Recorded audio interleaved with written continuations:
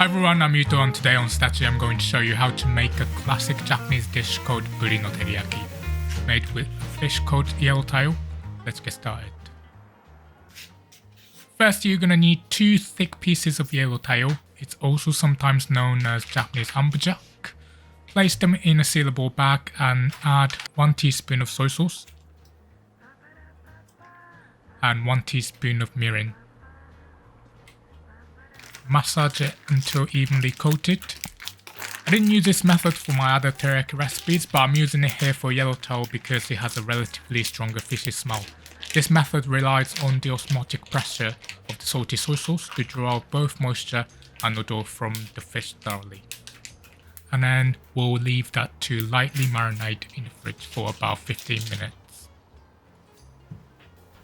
While we wait, we can prepare the homemade teriyaki sauce.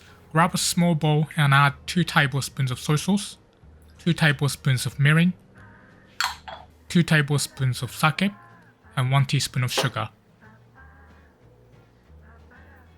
Mix until the sugar has dissolved and then set it by the stove for later. After 15 minutes, take the yellowtail out and pat it dry with kitchen paper to remove any excess moisture.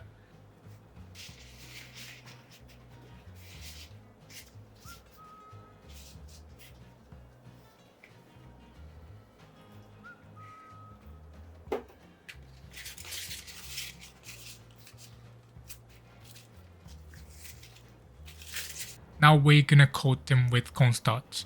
Not only does this improve the texture of the fish, but it will also thicken the sauce and help it stick to the surface better.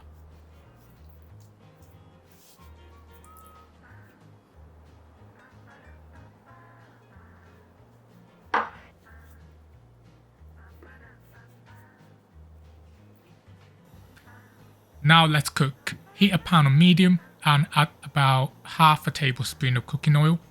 Once it's hot, place the fillets in a pan and fry for about 2 minutes on each side. You might be surprised that yellowtail is actually one of the most popular teriyaki dishes in Japan, more than chicken or salmon. In Japanese, it's called Buri, and it's a seasonal fish usually caught in the winter when it's extra fatty and delicious.